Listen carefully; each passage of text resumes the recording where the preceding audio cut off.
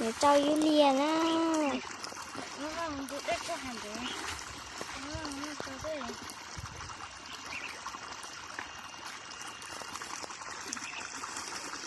Xe nè, xe rồi. Cho yêu liền để cho đi chán.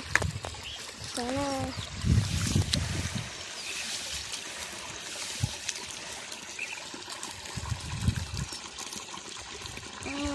Bố rồi lên luôn à Chị tôm thơm luôn mà ngon thấy ra tôi rồi em là nhớ người nhớ cho tôi cho nó lót của tôi mà ngon thấy ra làm bò tôm này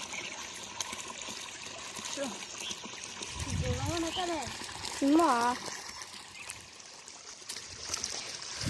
tôi cháu yêu liền á là chỉ chúng ta tỏ to cho em chấm luôn nè chấm luôn thì cho nó nè